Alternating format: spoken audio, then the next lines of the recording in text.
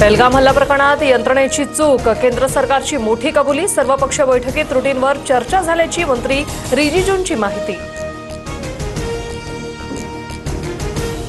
पहलगाम हल्ल्यानंतर सर्वपक्षीयांची 2.25 तास बैठक, केंद्राच्या प्रत्येक कृतीला पाठिंबा, काश्मीरमध्ये शांतता ठेवण्यासाठी सरकारनं पावलं उचलावी, काँग्रेस नेत्यांची भूमिका।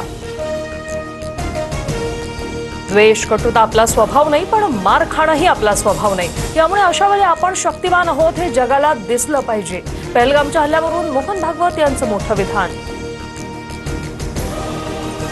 सिंधू पाणी करारावर आज महत्त्वाची बैठक, गृहमंत्री अमित शहांच्या निवासस्थानी बैठक होणार। भारत सरकारकडून करारात बदल करण्यासाठी पाकिस्तान सरकारला नोटीस।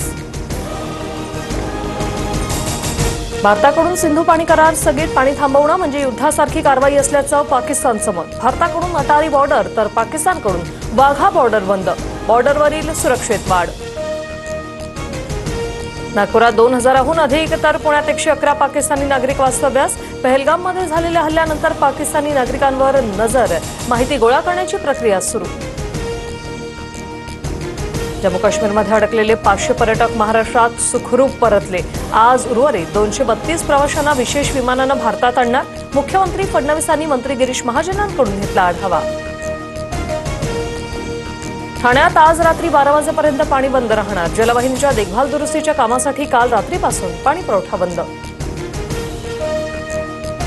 परळ आणि प्रभादेवीला जोडणारा एल्फिन्स्टन पूल आज रात्री 9 वाजल्यापासून बंद। नवीन पूल बांधण्यासाठी सुमारे 2 वर्षाचा काळ लागण्याची शक्यता। वाहतूक कोंडी रोखण्यासाठी पोलिसांकडून पर्यायी मार्गाची व्यवस्था।